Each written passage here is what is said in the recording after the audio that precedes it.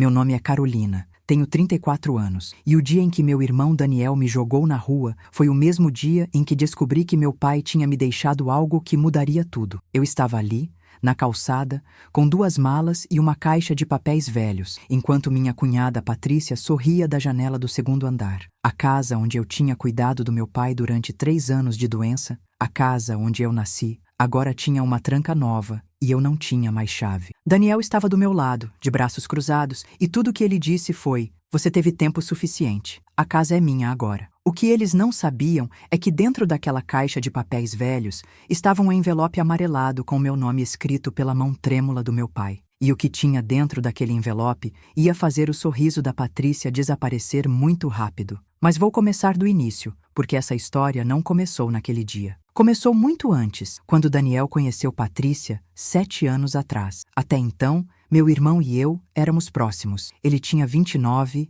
eu tinha 27. A gente se falava quase todo dia, passava domingos na casa dos nossos pais, brincava sobre quem ia cuidar deles quando ficassem velhos. Eu lembro da primeira vez que ele me apresentou a Patrícia. Foi num churrasco de família. Ela era bonita. Isso eu admito. Cabelo castanho escuro, sempre impecável, roupas caras, unhas perfeitas. Ela trabalhava como gerente comercial em uma empresa de cosméticos e fazia questão de que todo mundo soubesse. Desde o primeiro dia, senti algo estranho nela. A forma como ela olhava para a casa dos meus pais, calculando. A forma como ela perguntava sobre o negócio do meu pai, a loja de materiais de construção que ele tinha no centro da cidade. Seu pai é dono mesmo de tudo? Ela perguntou naquele primeiro dia, com um sorriso que não chegava aos olhos. Sim, ele construiu a loja do zero há 30 anos, respondi. E quando ele se aposentar? Não sei, acho que Daniel vai assumir. Ele sempre quis trabalhar com nosso pai. Ela acenou com a cabeça,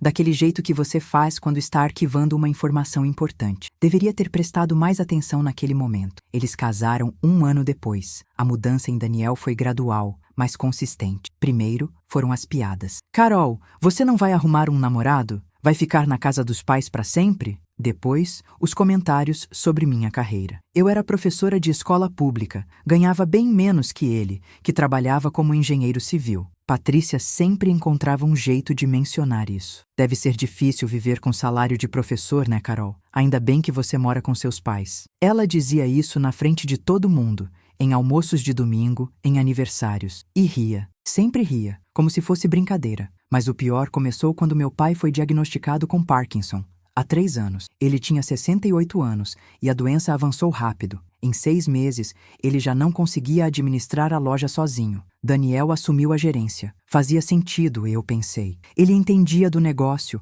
tinha formação em engenharia, estava sempre por lá. O que eu não sabia é que Daniel começou a transferir coisas para o nome dele. Pequenas coisas no começo. Uma van da empresa. Depois, cotas da sociedade. Meu pai estava confuso com os remédios. Assinava o que Daniel colocava na frente dele. Eu morava num apartamento alugado, mas passava a maior parte do tempo na casa dos meus pais cuidando do meu pai. Minha mãe tinha morrido de câncer 5 anos antes, então era só eu. Eu dava os remédios, levava nas consultas, fazia as refeições especiais. Daniel aparecia aos domingos, ficava meia hora, dizia que estava ocupado com a loja. Patrícia nem entrava na casa. "O cheiro de remédio me dá enjoo", ela disse uma vez, sem nenhum constrangimento. No primeiro Natal após o diagnóstico, aconteceu algo que deveria ter sido meu aviso. Estávamos todos na casa dos meus pais. Meu pai estava tendo um dia ruim. Mal conseguia segurar o garfo. Eu estava ajudando ele a comer quando ouvi Patrícia sussurrar para Daniel, mas não tão baixo assim. "Quanto tempo você acha que isso vai durar?" Daniel respondeu. "Os médicos disseram que pode levar anos." "Anos?" A voz dela ficou estridente. "Daniel, a gente não pode esperar anos. Você precisa resolver isso." "Resolver o quê?" eu perguntei, largando o garfo. Patrícia me olhou com aquele sorriso falso. "Nada, Carol. Só estávamos comentando sobre o tratamento. Que pode levar anos. É triste, né?" Mas eu tinha ouvido o tom. Não era tristeza, era impaciência. As coisas escalaram. 6 meses depois daquele Natal, Daniel me chamou para uma conversa. Patrícia estava junto, claro. Sempre estava. "Carol, a gente precisa conversar sobre a situação do pai." "O que tem?" "Ele tá piorando. Você percebeu que ele tá ficando mais confuso?" "É a progressão da doença, Daniel." O médico explicou. Patrícia interveio. "Mas a questão é, será que ele tá sendo bem cuidado?" Senti meu sangue esquentar. "Como assim?" Não leva pro lado pessoal, Carol, Daniel disse. Mas você trabalha o dia todo. Quem fica com ele? Eu contrarei uma cuidadora para as manhãs. E eu fico com ele todas as tardes, noites e finais de semana. Deve estar custando caro essa cuidadora, Patrícia comentou, examinando as unhas. Eu pago do meu bolso. Não quis tirar do dinheiro dele. Que nobre, ela disse, e o sarcasmo era óbvio. Mas talvez fosse melhor se ele fosse para um lugar especializado. Uma clínica? Minha voz saiu mais alta do que eu pretendia. Vocês querem colocar nosso pai numa clínica? Num lar para idosos, Carol. Com profissionais 24 horas, Daniel corrigiu. Ele não quer isso. Ele me disse várias vezes que quer ficar na casa dele. Ele mal sabe o próprio nome há alguns dias, Patrícia rebateu. Você acha mesmo que ele sabe o que quer? Respirei fundo. Mantive a voz calma, controlada. A resposta é não. Enquanto eu puder cuidar dele, ele vai ficar na casa dele. Daniel e Patrícia trocaram um olhar. Um daqueles olhares de casal que exclui todo mundo ao redor. Tudo bem, Daniel disse finalmente. Mas quando ficar pesado demais, a gente volta nesse assunto. 2 anos se passaram. Meu pai piorou, mas eu continuei cuidando. Larguei horas extras na escola. Usei minhas economias para pagar melhores cuidadores. Daniel aparecia cada vez menos. Patrícia nunca. Mas eu ouvia coisas. Vizinhos comentavam que viram Daniel na loja com um contador, fazendo inventário. Uma prima distante mencionou que Daniel tinha perguntado sobre o valor da casa dos meus pais. Quando eu perguntava, ele desconversava. É só organização, Carol. Alguém tem que pensar no futuro. O futuro chegou numa terça-feira de março. Meu pai morreu dormindo, tranquilo, sem dor. Eu estava segurando a mão dele. Daniel chegou 1 hora depois que eu liguei. Chorou, mas foi breve. No velório, ele e Patrícia ficaram recebendo pêsames como se fossem os únicos filhos. No enterro, Patrícia usava um vestido preto caro e óculos escuros enormes, mas eu não vi uma lágrima. 3 dias após o enterro, Daniel apareceu na casa. Eu ainda estava lá, organizando documentos, separando roupas para a doação.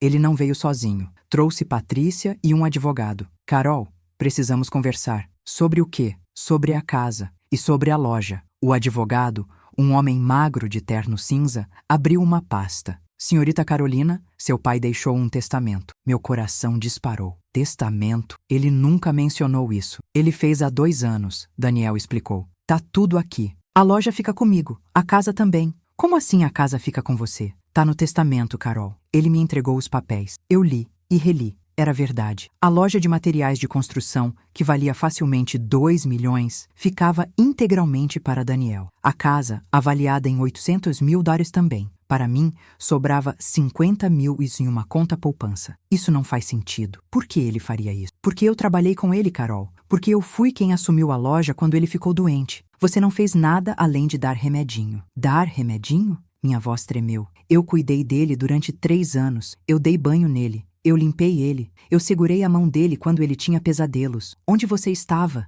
Eu estava construindo o futuro da empresa dele, Daniel gritou. Eu estava garantindo que o trabalho de uma vida dele não morresse junto com ele. Daniel, Patrícia colocou a mão no braço dele. Calma, Carol, a gente entende que você tá chateada, mas um testamento é um testamento. Eu quero ver o original, quero ver a assinatura dele. O advogado suspirou. Está tudo registrado em cartório. Testemunhas, reconhecimento de firma, é legítimo. Quando ele assinou isso, qual era o estado mental dele? Carol, Daniel disse, e sua voz ficou baixa, perigosa. Não tenta questionar isso. Você vai perder e vai gastar os 50 mil reais que você ganhou em advogado. Aceita e segue em frente. E quanto tempo eu tenho para sair da casa? 2 semanas. 2 semanas? Patrícia sorriu. Pela primeira vez em 3 anos, um sorriso verdadeiro. É tempo suficiente para arrumar suas coisas. Eu deveria ter gritado, deveria ter chorado, mas algo em mim ficou muito quieto, muito calmo. Olhei para o Daniel, meu irmão,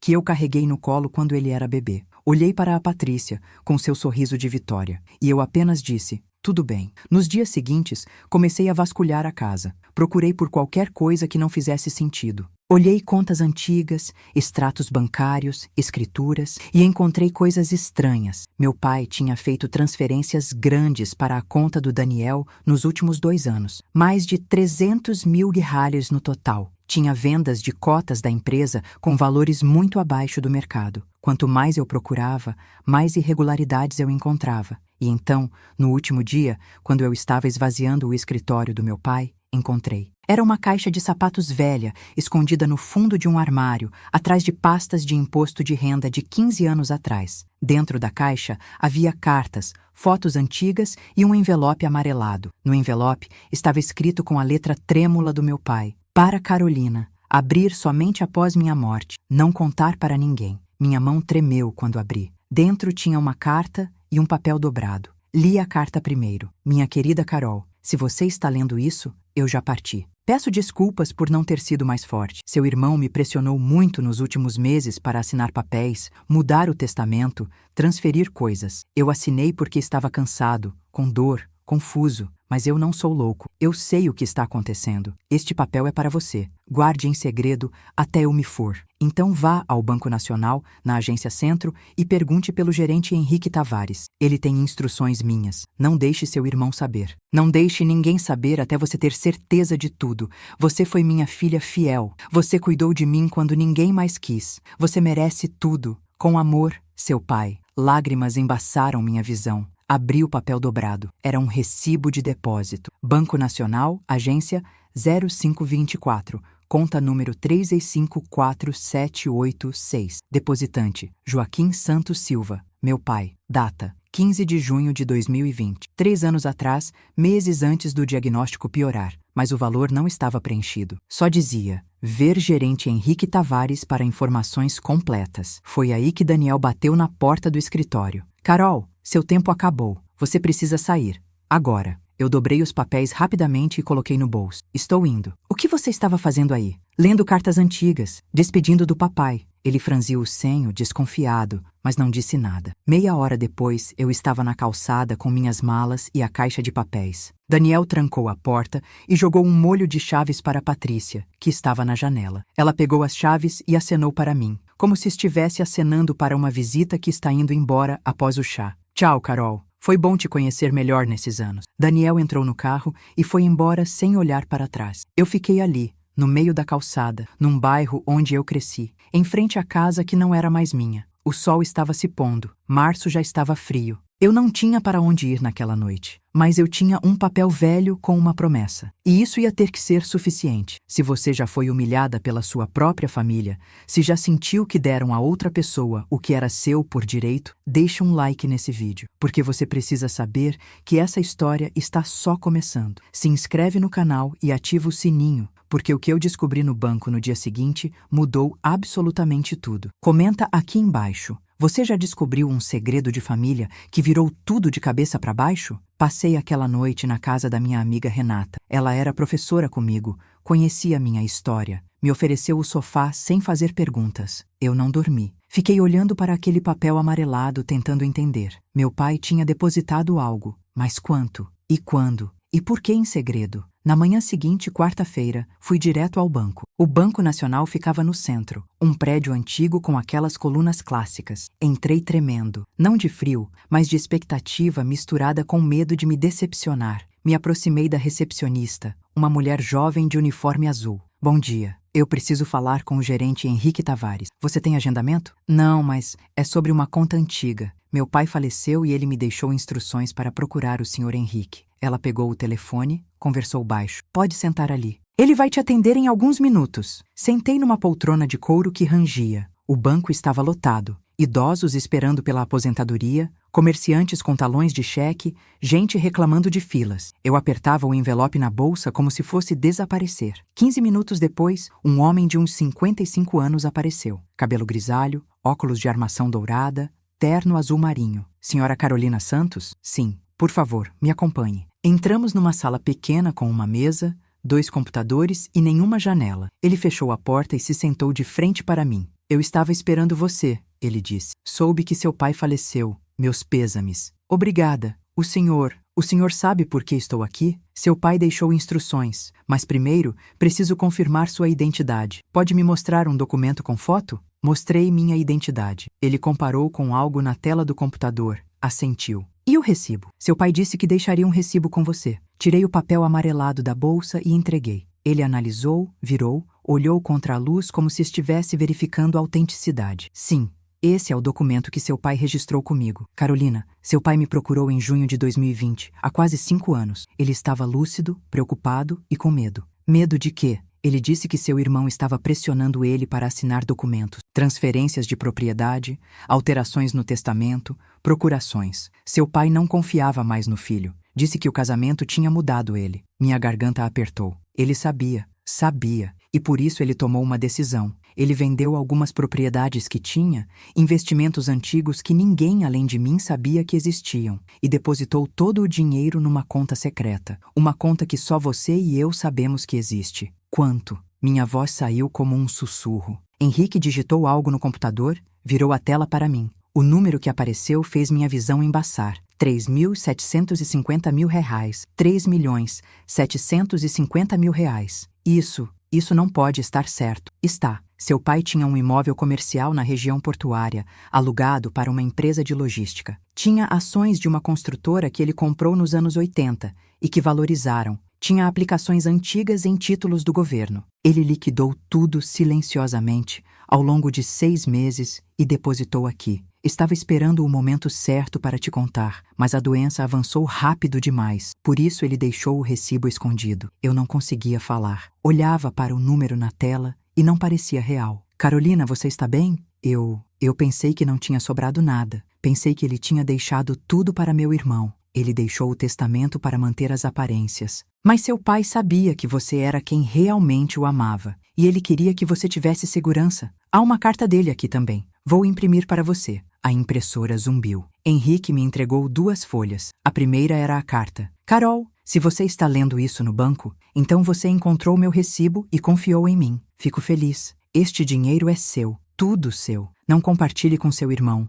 Não sinta culpa. Ele fez escolhas. Ele escolheu a esposa. Escolheu o dinheiro. Escolheu me ver como um meio para um fim. Você escolheu me amar. Escolheu limpar minhas lágrimas. Escolheu sacrificar seu tempo, seu dinheiro, sua vida, para me manter digno. Use esse dinheiro para recomeçar. Compre uma casa. Viaje. Estude. Faça o que eu não pude fazer porque estava construindo a empresa. Viva por mim. E saiba, o testamento que Daniel tem é válido. A loja é dele, a casa é dele. Eu assinei aquilo para ele parar de me pressionar. Mas essas coisas valem menos de 2 milhões juntas. E tem dívidas que ele não sabe. A loja deve 300 mil reais para fornecedores. A casa tem uma segunda hipoteca de 150 mil reais que eu escondi nos documentos. Deixa ele descobrir sozinho. Seu pai que te ama, Joaquim. Comecei a chorar. Ali, na sala sem janela do banco, na frente de um gerente que mal conhecia. Chorei pela humilhação, pelo cansaço, pela dor. Mas também chorei de alívio.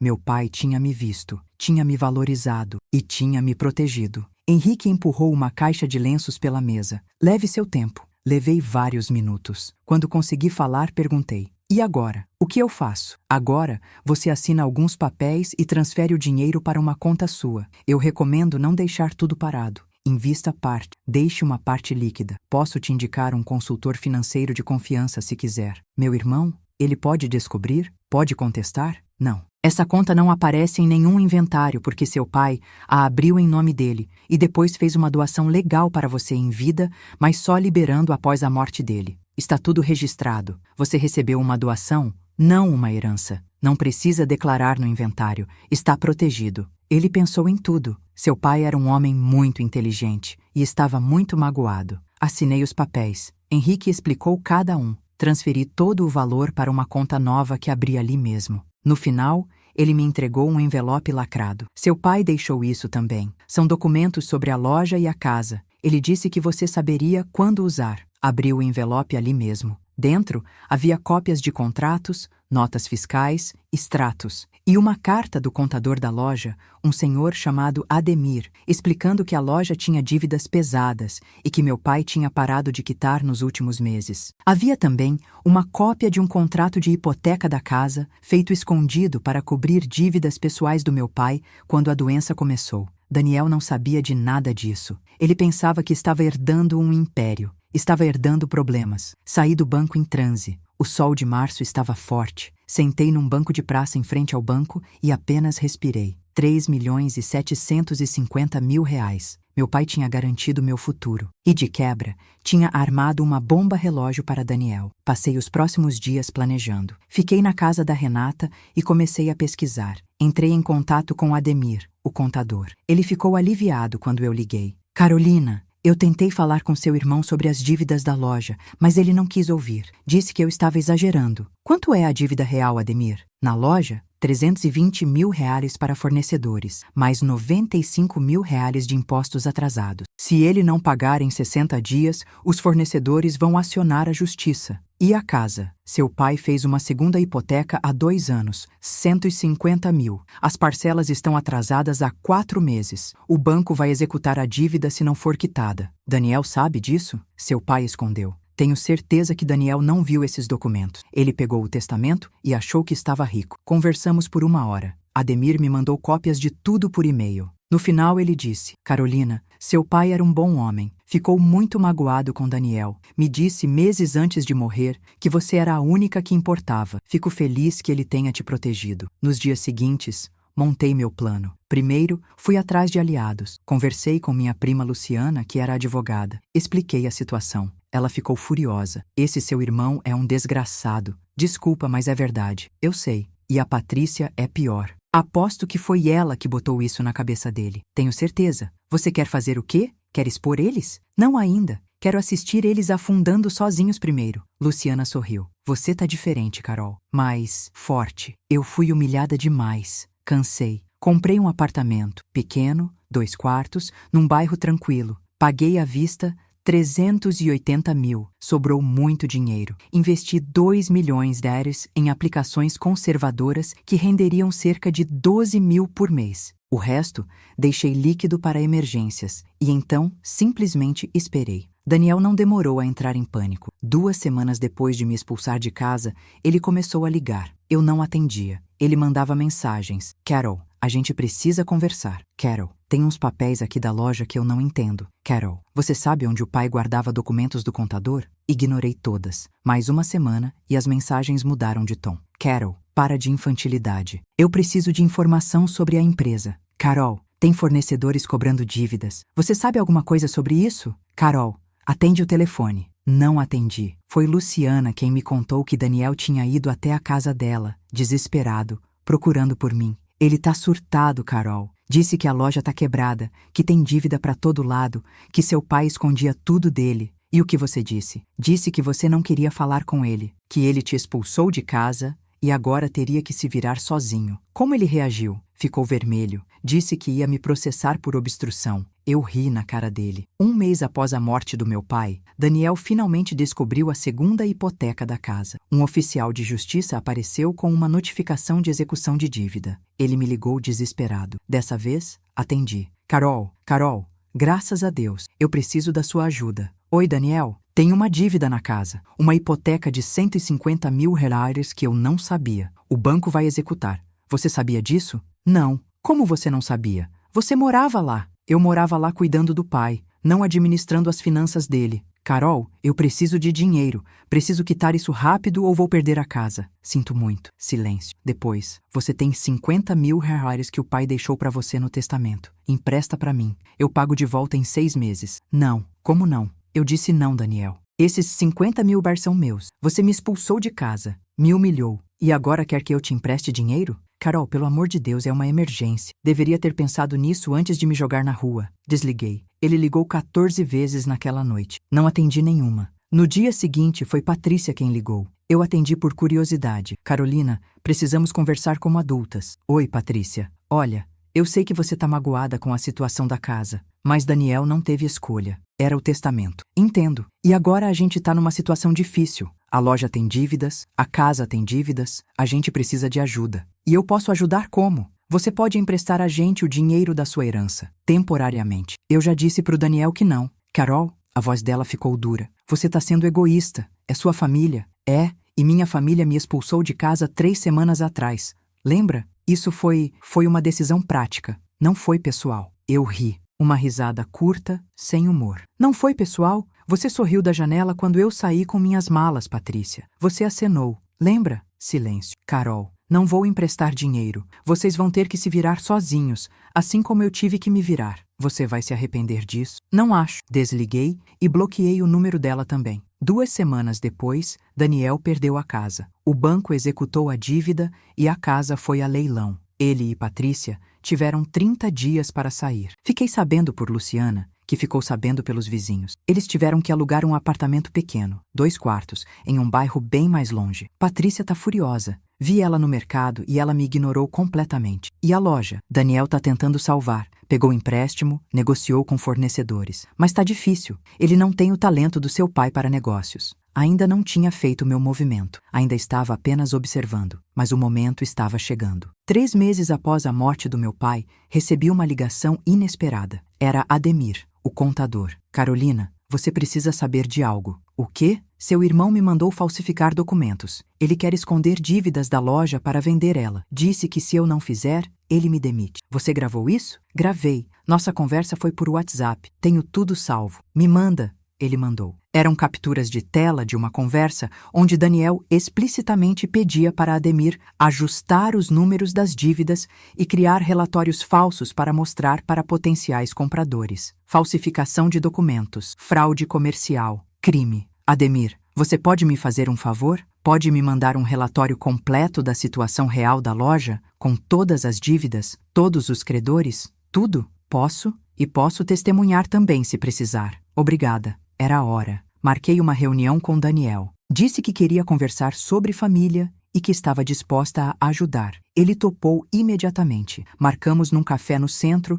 num sábado de manhã. Cheguei antes. Pedi um cappuccino, esperei. Daniel chegou 10 minutos atrasado. Estava diferente. Mais magro, olheiras profundas, roupa amassada. O terno que ele usava quando me expulsou de casa tinha sido substituído por uma camisa polo desbotada e uma calça jeans. Carol. Ele se sentou nervoso. Daniel, obrigado por aceitar se encontrar comigo. De nada. Ele pediu um café, ficou mexendo na colher, sem jeito. Olha, eu sei que as coisas foram difíceis. Eu sei que eu não fui o melhor irmão. Não foi. Mas eu tô desesperado, Carol. A loja tá afundando. Eu já perdi a casa. Patrícia Ela tá pensando em pedir divórcio. Tentei parecer surpresa. Sério? É. Ela disse que não assinou para isso, que achou que ia casar com um empresário de sucesso, não com um devedor. Quase senti pena. Quase. Eu preciso de ajuda, Carol. Financeira. Eu sei que você tem aqueles 50 mil. Sei que é pouco, mas se você emprestar, eu consigo.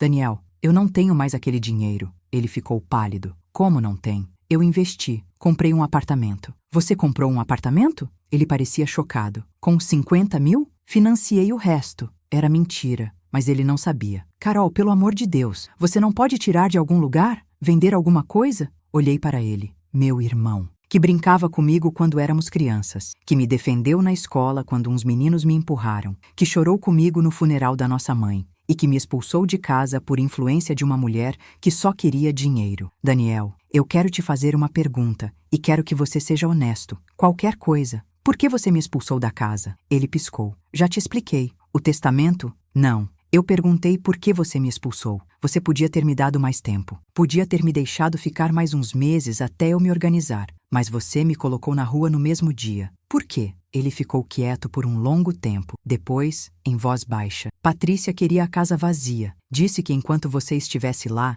ainda ia parecer casa do papai. Ela queria reformar, decorar do jeito dela. E você concordou. Eu achei que fazia sentido. Você me humilhou por causa de decoração. Não foi só, foi sim. Minha voz estava calma, mas firme. Você me humilhou porque sua esposa quis. Você me tratou como lixo. E agora que tá tudo desmoronando, você quer que eu te salve? Carol, eu não vou te salvar, Daniel. Ele ficou vermelho. Você é egoísta. Sempre foi. Só pensando em você. Minha voz subiu. Eu que larguei minha vida por 3 anos para cuidar do nosso pai enquanto você aparecia uma vez por mês? Eu que gastei minhas economias com cuidadores enquanto você estava transferindo o patrimônio dele para o seu nome? Eu não mente para mim. Eu sei tudo. Tirei uma pasta da minha bolsa. Sei das transferências, sei das vendas de cotas fraudulentas, sei que você aproveitou que o papai estava doente para roubar dele. Daniel ficou branco. De onde você tirou isso? De onde você acha? Do contador? Do advogado? Das gavetas do papai que você não olhou direito? Você não pode provar nada. Posso sim. Abri a pasta e coloquei na frente dele. Transferências bancárias, alterações de sociedade assinadas quando ele mal conseguia segurar uma caneta. E olha isso aqui. Coloquei uma folha em cima das outras. Conversas suas com Ademir pedindo para ele falsificar documentos. Daniel leu. E leu de novo. As mãos dele tremeram. Você tá me investigando? Não. Eu só tô descobrindo a verdade. O que você quer? Não quero nada. Já tenho tudo o que eu preciso. Você vai me denunciar? Olhei para ele, para esse homem que um dia foi meu irmão, e senti algo estranho. Não era raiva, não era pena. Era só vazio. Não vou te denunciar, mas não vou te ajudar também. Você vai ter que resolver suas próprias dívidas, vender a loja, pedir falência, sei lá, mas sem mim. Carol, por favor. Chega, Daniel. Me levantei. Você fez escolhas, agora vive com elas. Saí do café. Ele ficou sentado, segurando aqueles papéis, olhando para o vazio. 2 dias depois, recebi uma mensagem de Patrícia. Ela tinha me desbloqueado. Você é uma vadia. Eu ri. Respondi. E você é uma interesseira. Pelo menos eu sou honesta sobre o que sou. Ela não respondeu. Uma semana depois, Luciana me ligou animada. Carol, você não vai acreditar. Daniel e Patrícia se separaram. Sério? Sim, ela entrou com pedido de divórcio. E adivinha? Ela tá pedindo pensão porque largou o emprego depois que casou. Disse que fez isso para apoiar a carreira dele. Ele vai ter que pagar pensão? Provavelmente. O casamento durou 7 anos. Ela tem direito a alguma coisa.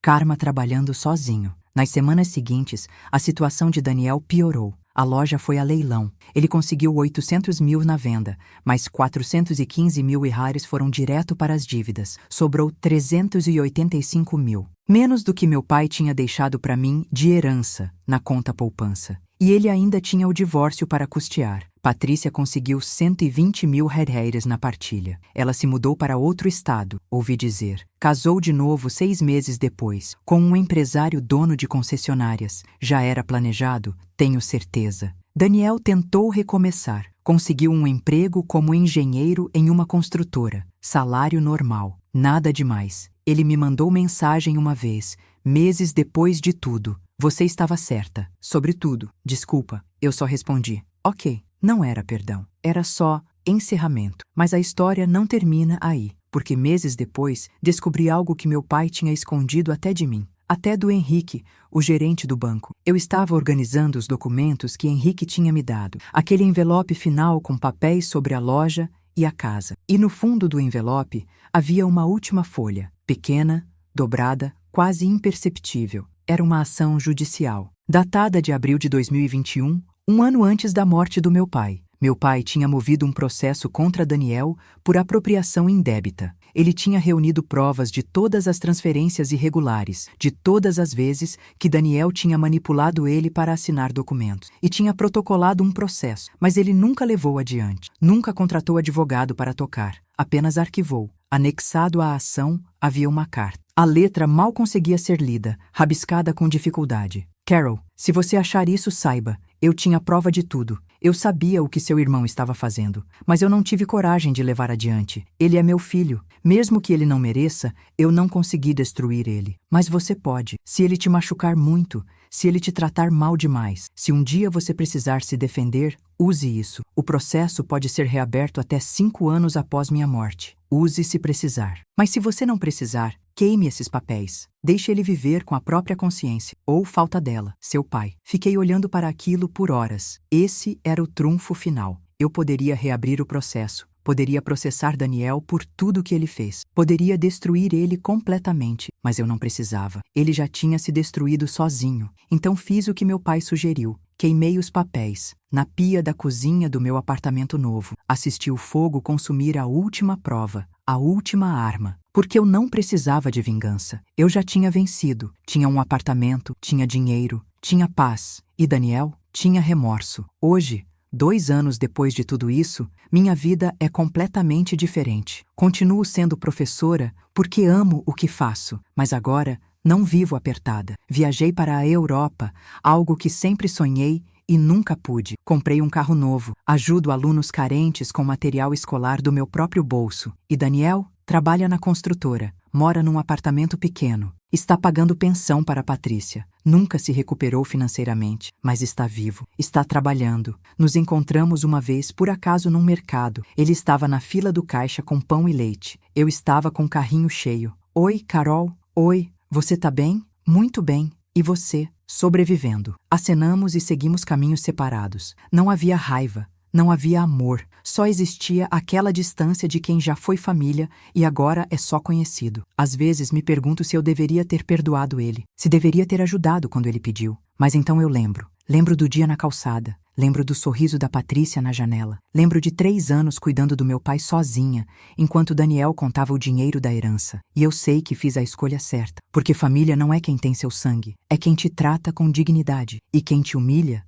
não merece sua lealdade. Meu pai entendeu isso. Por isso ele me protegeu. Por isso ele escondeu aquele papel velho numa caixa de sapatos. Por isso ele fez aquele depósito secreto. Ele sabia que o amor não se mede em testamentos, se mede em presença, em sacrifício, em cuidado. E eu estava lá, todo santo dia, segurando a mão dele, limpando a testa dele, dizendo que ia ficar tudo bem. Enquanto Daniel estava calculando herança, a conta chegou e foi salgada. Hoje você ouviu minha história de como enfrentei a humilhação da minha própria família e virei o jogo sem precisar gritar, sem precisar me vingar, apenas deixando a verdade e as consequências falarem por si. Se você já sentiu essa dor de ser desvalorizado por quem deveria te amar, saiba que eu te entendo profundamente. E se você está passando por algo parecido agora mesmo, guardando dor, engolindo o desrespeito de gente que tem seu sangue, lembre-se, documentar tudo não é ser paranoico, é ser inteligente. Manter a calma não é ser fraco, é ser estratégico. Se essa história tocou você de alguma forma, se você sentiu cada palavra, deixa aquele like. Cada like mostra para o algoritmo do YouTube que histórias reais de superação importam mais do que fofoca vazia. Se você quer mais relatos assim, de gente que não aceitou ser pisada, de gente que se levantou com dignidade, se inscreve no canal agora e ativa aquele sininho vermelho para não perder nenhum vídeo novo. E me conta aqui nos comentários, porque eu quero saber. Você acha que eu exagerei na minha reação ou você teria feito exatamente a mesma coisa? Tem alguém na sua família que te desrespeitou e você ainda não teve coragem de colocar limites? Você está pagando as contas, cuidando de alguém, fazendo tudo, enquanto outros só aparecem para cobrar? Compartilhe a sua história aqui embaixo. Às vezes, só de escrever, só de colocar para fora, já é o primeiro passo para você se libertar dessa culpa que não é sua. E se você conhece alguém que está passando por isso, que está sendo humilhado em silêncio, que está pensando que tem que aceitar desrespeito porque é família, compartilha esse vídeo com essa pessoa. Você pode estar plantando a semente da coragem que ela precisa para se valorizar. No próximo vídeo, eu vou contar a história de uma mulher que descobriu que o marido tinha uma família secreta há 10 anos. E o que ela fez com essa descoberta vai te deixar de queixo caído. Você não vai querer perder. Obrigada por ter ficado até aqui. Cada minuto que você dedicou à minha história significa o mundo para mim. Sua presença, seu like, seu comentário, tudo isso me dá força para continuar contando histórias reais de pessoas reais. Até o próximo relato. E lembra, você vale mais do que te fazem acreditar.